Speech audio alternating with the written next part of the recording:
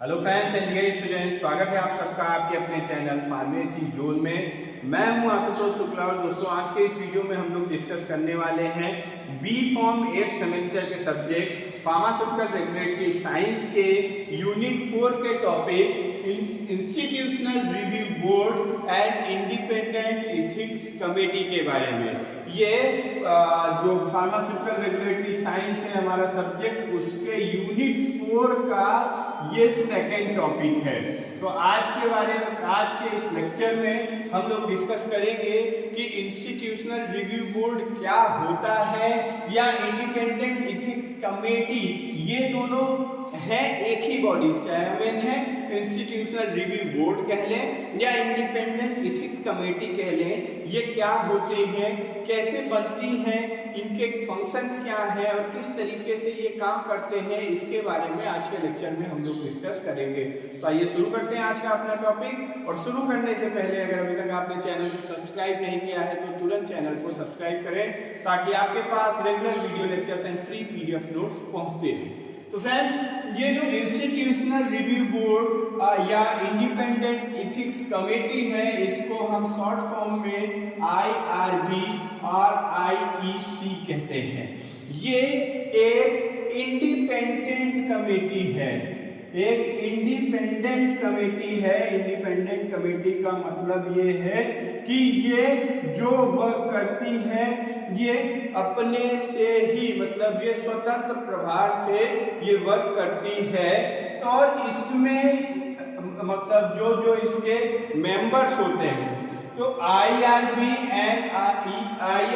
और IEC institutional review board और institutional ethical committee or an independent committee which है, जिसके पास scientific, medical, scientific and non scientific members, non scientific members इसमें होते हैं। तो इंस्टीट्यूशनल रिव्यू बोर्ड जो है ये एक इंडिपेंडेंट कमेटी या जिसे हम कह सकते हैं एक इंडिपेंडेंट बॉडी है, जिसमें मेडिकल मेंबर्स होंगे, मेडिकल टीम के लोग होंगे, मेडिकल फील्ड के लोग होंगे, साइंटिफिक फील्ड्स के लोग होंगे और नॉन साइंटिफिक टीम के भी लोग होंगे। तो इसकी जो मेंबर्स होंगे IRC और IEC के, वो कौन होंगे? मेडिकल, साइंटिफिक और नॉन साइंटिफिक।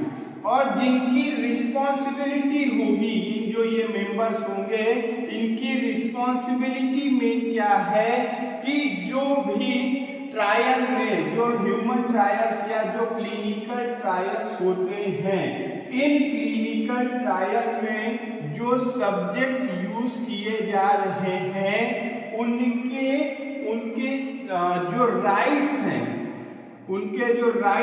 उन राइट्स को प्रोटेक्ट करना। IRB और IEC जो ये एक इंडिपेंडेंट बॉडी है, इनमें मेडिकल, साइंटिफिक और नॉन साइंटिफिक मेंबर्स होते हैं and they are responsible for protection of rights of the subjects use in clinical trial. और ये किस तरीके से इनके राइट को प्रोटेक्ट करते हैं? By review. ये जो भी क्लिनिकल ट्रायल्स होंगे, जो क्लिनिकल ट्रायल प्रोटोकॉल होंगे, इस यूनिट 4 को स्टार्ट करने में, मतलब यूनिट 4 का जो आपका फर्स्ट टॉपिक था that was clinical trial protocol. और उस क्लिनिकल ट्रायल प्रोटोकॉल में हम लोगों ने डिस्कस किया था कि क्लिनिकल ट्रायल स्टार्ट करने से पहले जो रिव्यू बोर्ड होता है उसको हम क्लिनिकल ट्रायल प्रोटोकॉल में एक डॉक्यूमेंट सबमिट करते हैं। तो उस ट्रायल प्रोटोकॉल को ये रिव्यू करेंगे और उसको अप्रूव करेंगे और उसी के साथ साथ they will also providing the updates regarding clinical trials. Updates या कोई अमेंडम होगा, कोई बदलाव होगा, कोई सुधार होगा क्लिनिकल ट्रायल्स के, तो उसको ये सबमिट करेंगे, उसको ये प्रोवाइड कराएंगे to the team who are conducting clinical trial या जो टीम इस क्लिनिकल ट्रायल को कंडक्ट कराना चाह रही है उनको ये प्रोवाइड कराएंगे इंफॉर्मेशन या अगर कोई अपडेशन होगा उस ट्रायल्स में, ट्रायल के नियमों में उसे। तो जनरली इसका एक हम इसको जनरल समझ लेते हैं कि IRB यानी इंस्टीट्यूशनल रिव्यू बोर्ड या इंस्टीट्यूशनल एथिकल कमेटी ये एक इंडिपेंडेंट बॉडी होती है जिसमें कि मेडिकल मेंबर्स होंगे, मेडिकल फील्ड के मेंबर्स होंगे, साइंटिफिक फील्ड के मेंबर्स होंगे और नॉन साइंटिफिक फील्ड के मेंबर्स होंगे, जिनका मेन काम होता है, जिनकी मेन रिस्पॉन्सिबिलिटी ये होती है कि जो क्लिनिकल ट्रायल कराए जा रहे हैं वो क्लिनिकल ट्रायल सही रूप से कंडक्ट किए जाएं। ये रिव्यू बोर्ड ये ethical committee propose clinical trial को उसका रिव्यू करती है और उसको अप्रूवल देती है कि ये जो प्रपोज क्लिनिकल ट्रायल है ये होना चाहिए या नहीं। और उसी के साथ साथ ये ऑनगोइंग क्लिनिकल ट्रायल एक बार इन्होंने दे दिया अप्रूवल, उसके बाद वो क्लिनिकल ट्रायल स्टार्ट हो जाएगा। तो जब क्लिनिकल ट्रायल चलता रहेगा उस दौरान भी ये रिव्यू बोर्ड या ये एथिकल कमेटी उसका रिव्यू कर सकती है। और उसी के साथ साथ इनका ये काम होता है कि जो भी ट्रायल्स में जो सब्जेक्ट्स जो ह्यूमन वॉलेंटियर्स यूज किए जा रहे हैं उनके राइट को प्रोटेक्ट करना, मीन्स कि उनके प्रॉपर उनको केयर मिले, पेमेंट मिले, सारी चीजें जो भी रियम्बर्समेंट है, जो कंपनसेशन है वो प्रॉपर मिले और सही ढंग से जो ट्रायल है वो परफॉर्म किए जाए। और उसी के साथ साथ क्लिनिकल ट्रायल्स में अगर कुछ बदलाव है, नियमों में कुछ अमेंडमेंट है तो वो भी प्रोवाइड कराना किसका काम है? IRB एंड IPC का भी काम है। तो ये हो गया इनका एक तरीके से कह सकते हैं कि डिफिनीशन कि IRB इंस्टीट्यूशनल रिव्यू बोर्ड या इंस्टीट्यूशनल एथिकल कमेटी का क्या काम है। अब हम देख लेते हैं इनके कंपोजिशन को या इनके कॉन्स्टिट्यूशन को कि इसमें कौन कौन से मेंबर होंगे। तो सबसे पहला जो इंस्टीट्यूट होगा, ये जो IEC को अपॉइंट करेगा उसमें एक चेयरपर्सन होंगे। पहला जो इसमें होगा, इसमें IRB और IEC के जो इसके मेंबर्स होते हैं ये 8 से 12 मेंबर्स इसमें होते हैं। सबसे पहला मेंबर जो होगा वो होगा चेयरपर्सन। और ये जो चेयरपर्सन होगा ये जिस इंस्टीट्यूट में ये बन रहा है ये रिव्यू बोर्ड, ये उस इंस्टीट्यूट का हेड नहीं होगा, मतलब वो उस इंस्टीट्यूट से रिलेटेड मेंबर नहीं होगा। दूसरा होगा कौन?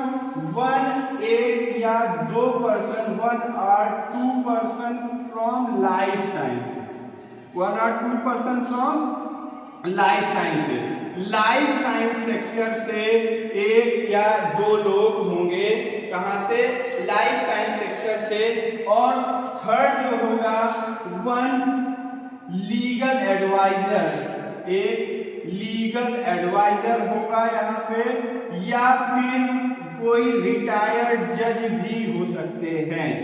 जो थर्ड मेंबर होंगे वो होंगे रिटायर्ड जज या लीगल एडवाइजर। देन फोर्थ जो होंगे 1 or 2 क्लिनिशियन, 1 or 2 क्लिनिशियन यानी कि यहाँ से अलग अलग from various institute, different institutes के जो क्लिनिशियंस होंगे वो होंगे। तो यहाँ पे सबसे पहला होगा चेयरपर्सन, फिर 1 या 2 लाइफ साइंसेस से, एक लीगल एडवाइजर या जिसे हम रिटायर्ड जज भी कह सकते हैं, या कह सकते हैं रिटायर्ड जज होंगे, या 1 या 2 क्लिनिशियन होंगे अलग अलग इंस्टीट्यूट से। और यहाँ पे एक होगा 1 सोशल साइंटिस्ट, एक सोशल साइंटिस्ट होंगे, एक होंगे आपके फिलोसोफर जो कि नीतियां बनाएंगे कि क्या रूल और रेगुलेशन होने चाहिए, ये रूल और रेगुलेशन जो बनाएंगे वो होंगे। और एक यहाँ पे पर्सन, वन ले पर्सन फ्रॉम कम्युनिटी, एक पर्सन होगा कम्युनिटी से, एंड एक इसमें रजिस्ट्रार होंगे कम्युनिटी, या एक यहाँ पे सेक्रेटरी कह लें उसे, या हम कह लें कि रजिस्ट्रार, तो एक होगा मेंबर सेक्रेटरी। तो IRC और IEC इंस्टीट्यूशन रिव्यू बोर्ड या इंस्टीट्यूशन एथिकल कमेटी के जो मेंबर्स होंगे वो यही पूरे मुंबई, इतने लोग इसमें होंगे, और इनका टोटल जो नंबर होता है ये 8 से 12 मेंबर्स के बीच में इसमें होंगे। तो सबसे पहला इसमें जो होगा वो होगा आपका एक चेयरपर्सन होंगे इसमें, और दूसरे जो होंगे वो होंगे आपके एक या दो लोग लाइफ साइंसेस से, एक लीगल एडवाइजर या रिटायर्ड जज हो सकता है, जो लीगल एडवाइजर होगा वो एडवोकेट वगैरह हो सकते हैं। Then 1 or 2 clinicians from various institute, 1 social scientist, 1 philosopher, 1 lay person from community and 1 member of secretary. तो ये हो गया इसका मेंबर्स कंपोजिशन की आज इस रिव्यू बोर्ड में या इस एथिकल कमेटी में कौन कौन से मेंबर्स होंगे। अब हम आ जाते हैं कि इनकी रिस्पॉन्सिबिलिटी क्या है। What are the responsibility of this review board. तो इनकी जो रिस्पॉन्सिबिलिटी है वो मेन इनकी जो रिस्पॉन्सिबिलिटी है दैट इज कि जो सब्जेक्ट्स यूज हो रहे हैं, जो ह्यूमन सब्जेक्ट्स क्लिनिकल ट्रायल में यूज हो रहे हैं, उनको एडिक्वेट केयर यानी प्रॉपर केयर मिलनी चाहिए। दूसरा कि जो क्लिनिकल ट्रायल्स हो रहे हैं, जो क्लिनिकल ट्रायल परफॉर्म किए जा रहे हैं, ये इंटरनेशनल काउंसिल ऑफ हार्मोनाइजेशन, मतलब ये इस तरीके से परफॉर्म किए जा रहे हैं कि इनको इंटरनेशनल एक्सेप्टेंस मिल सके, और उसी के साथ साथ जिस रीजन में ये परफॉर्म किए जा रहे हैं रीजनल एक्सेप्टेंस भी मिले, और जो सब्जेक्ट्स हैं उन सब्जेक्ट को प्रॉपर पेमेंट, मतलब कि जिनके ऊपर ये ट्रायल किए जा रहे हैं उनको प्रॉपर पेमेंट प्रोवाइड हो। और उसी के साथ साथ ये भी ध्यान देना इसी बोर्ड का काम है कि जो पेमेंट प्रोवाइड करी जा रही है वो पेमेंट इतनी ज़्यादा नहीं होनी चाहिए कि लोग गलत तरीके से इनकरेज होकर ट्रायल में पार्टिसिपेट करना चाहें, और वो अब कुछ अपनी ऐसी चीजें हैं जिनको वो छुपा के, या कुछ ऐसी जानकारियां हैं जिनको वो होल्ड करके ट्रायल में पार्टिसिपेट करें। तो मेन जो ये रिव्यू बोर्ड है इसका जो मेन रिस्पॉन्सिबिलिटी है ये यही है कि क्लिनिकल ट्रायल जो है वो सही ढंग से कंडक्ट हो, प्रॉपर उनका कंडक्शन हो, और उसमें जो सब्जेक्ट्स यूज किए जा रहे हैं, जो ह्यूमन वॉलंटियर्स यूज किए जा रहे हैं, उनकी प्रॉपर केयर और प्रॉपर जो उनको कंपनसेशन है वो प्रोवाइड हो। अब इसके साथ साथ हम देखते हैं कि कौन कौन से ऐसे डॉक्यूमेंट्स हैं जिनका ये बोर्ड रिव्यू करता है। What are the documents which are reviewed by the IRB और IEC। तो सबसे पहले होगा रिसर्च प्रोटोकॉल, जो जिसे हम क्लिनिकल ट्रायल प्रोटोकॉल भी कह सकते हैं। उस रिसर्च प्रोटोकॉल का जो इन्वेस्टिगेशन होगा, जो रिव्यू होगा, वो इस बोर्ड के द्वारा किया जाएगा। Then second one is written consent form. जो कंसेंट फॉर्म होगा मीन्स की जो इसमें इस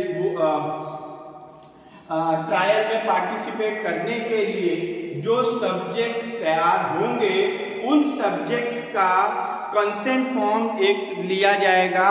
कंसेंट फॉर्म का मतलब है कि वो सब्जेक्ट अपना एक्सेप्टेंस इसमें देंगे कि उनका कंसेंट यहाँ पे होना चाहिए। देन जो सब्जेक्ट सिलेक्शन प्रोसीजर है उसका भी subject selection procedure. Subject selection procedure का मतलब ये है कि जो इस क्लिनिकल ट्रायल को कराने के लिए जो हमें सब्जेक्ट्स लेने हैं उनके रिगार्डिंग हम कुछ एडवर्टीजमेंट जारी करेंगे। जो इन्वेस्टिगेटर्स होंगे वो कुछ एडवर्टीजमेंट जारी करेंगे। उस एडवर्टीजमेंट का रिव्यू करने का काम भी किसका है? इसी इन्वेस्टिगेशनल रिव्यू बोर्ड का है। अब उसके बाद जो सब्जेक्ट्स हैं उनको रिटन इंफॉर्मेशन प्रोवाइड होनी चाहिए। रिटन इंफॉर्मेशन प्रोवाइड होनी चाहिए कि क्या क्या इस ट्रायल में कंडक्ट किया जाएगा, उनको किस तरीके से कौन कौन सी ड्रग के साथ ट्रीट किया जाएगा, कब तक रखा जाएगा, सारी इंफॉर्मेशन उन सब्जेक्ट को प्रोवाइड होनी चाहिए। उसके साथ साथ जो इन्वेस्टिगेशनल ब्राउचर होता है, इन्वेस्टिगेशनल ब्राउचर क्या होता है आप सबने पहले पढ़ा है, नहीं अगर इसके बारे में जानते हैं तो आप वीडियो में जाके देख सकते हैं प्लेलिस्ट में। तो इन्वेस्टिगेशनल ब्राउचर का भी रिव्यू करने का काम किसका है? IRB का। उसके बाद जो सब्जेक्ट को पेमेंट होगी या जो रिएम्बर्समेंट होगा उन सभी डॉक्यूमेंट्स को रिव्यू करेगा ये बोर्ड। और उसके साथ साथ जो इन्वेस्टिगेटर होंगे, इन्वेस्टिगेटर की अपडेट CV को भी रिव्यू करने का काम IRB का ही है। तो ये कुछ डॉक्यूमेंट्स हैं, research protocol, written consent form of subject, subject selection procedure, advertisement, written information, investigational brochure, subject payment and investigator updated CV will be reviewed by the investigational review board और independent ethics committee. अब ये हम देखते हैं कि इनकी processing क्या है। What are the process of review? Review processing क्या है? ये जो हमारे इंस्टीट्यूशनल रिव्यू बोर्ड है इनकी प्रोसेसिंग क्या है, ये किस तरीके से रिव्यू करते हैं? तो जो इन्वेस्टिगेटर होगा वो इन्वेस्टिगेटर अपने रिसर्च प्रोटोकॉल को सबमिट करेगा। इन्वेस्टिगेशनल रिसर्च प्रोटोकॉल अपना सबमिट करेगा बोर्ड के पास। अब वहां पे ये चेकिंग होगी कि ये जो प्रोटोकॉल है ये कंप्लीटेड है या नहीं, कंप्लीटेड और अप्रूवेबल है या नहीं। मींस कि ये जो इसमें जो भी इस रिसर्च प्रोटोकॉल में इंफॉर्मेशन दी जानी चाहिए वो सारी इंफॉर्मेशन इसमें है और ये अप्रूवल के लायक है या नहीं।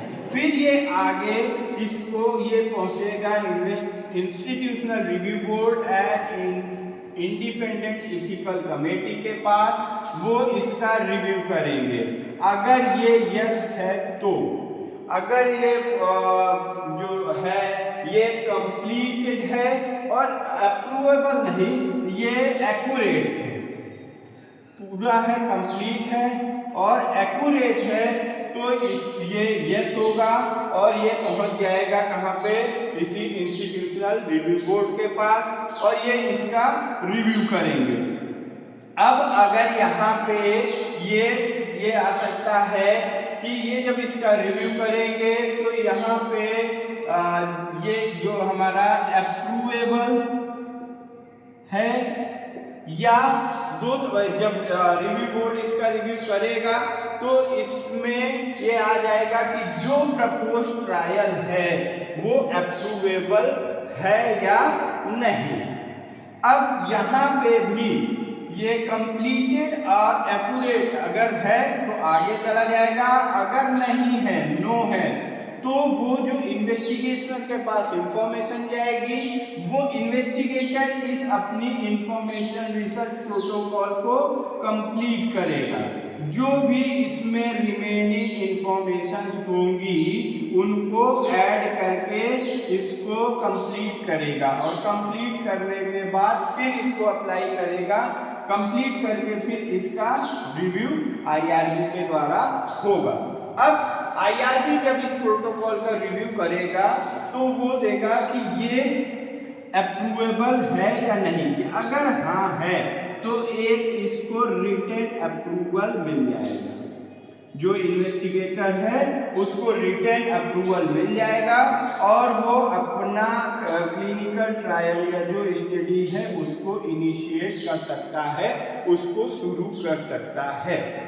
अब यहाँ पे अगर अप्रूवेबल नहीं है जो ये स्टडी है, जो ये प्रपोज ट्रायल है, अगर ये अप्रूवेबल नहीं है तो इसके दो रीजंस हो सकते हैं, दो नो आएंगे, मतलब ये दो कारणों से नहीं होगा।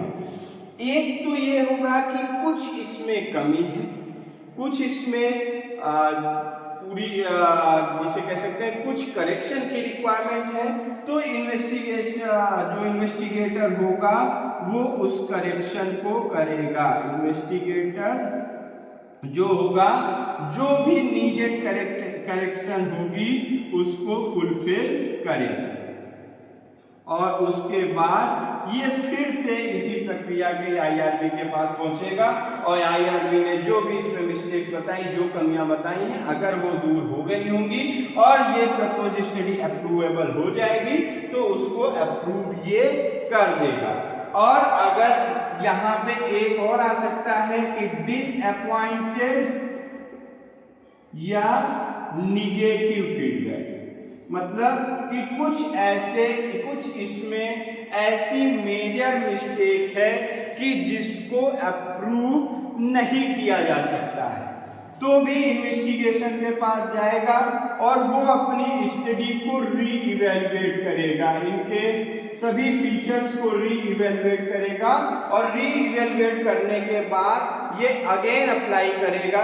देन अगर अप्रूवेबल होगा तो IRB इनको एक रिटन अप्रूवल प्रोवाइड कराएगा और जब IRB इनको रिटन अप्रूवल प्रोवाइड करा देगा तो जो ये इन्वेस्टिगेटर है ये अपने क्लिनिकल ट्रायल को स्टार्ट कर सकता है। सो यही है IRB की रिव्यू प्रोसेसिंग। तो यहाँ पे सबसे पहले इन्वेस्टिगेशन रिसर्च प्रोटोकॉल सबमिट होता है, वो देखा जाता है कंप्लीटेड है या एक्यूरेट है या नहीं। देन वो अगर कंप्लीट और एक्यूरेट है तो आता है IRB के पास, IRB उसको चेक करता है कि जो भी प्रपोज प्रोटोकॉल है वो अप्रूवेबल है कि नहीं, और अगर अप्रूवेबल है तो रिटन अप्रूवल मिल जाता है और अगर अप्रूवेबल नहीं है तो इन्वेस्टिगेटर जो है उनको इन्फॉर्म किया जाता है कि वो जो भी रिक्वायर्ड करेक्शन है वो करेक्शन करके फिर से इसको फुलफिल करें, इसको सबमिट करें। अब ये जो रिव्यू बोर्ड है इसका रजिस्ट्रेशन कहाँ पे होता है, किस तरीके से इनका रजिस्ट्रेशन होता है, तो रिव्यू बोर्ड का जो रजिस्ट्रेशन होता है वो DCGI के पास, यानी drug controller general of India, ये इसके जो इनके रिव्यू बोर्ड है, इनके जो मेंबर्स है, इनका रजिस्ट्रेशन DCGI के पास होगा और DCGI के रजिस्ट्रेशन होने से पहले ये सारी रिपोर्ट अपनी सबमिट करते हैं CDSCO यानी central of drug standard control organization. तो गाइस ये था आज का हमारा topic, institutional review board and independent ethics committee. I hope कि आपको ये टॉपिक समझ में आया होगा। इस टॉपिक से रिलेटेड कोई भी क्वेरी हो तो आप कमेंट बॉक्स में ड्रॉप कर सकते हैं। टॉपिक के PDF नोट को डिस्क्रिप्शन बॉक्स में दिए हुए लिंक से डाउनलोड कर सकते हैं। Thank you.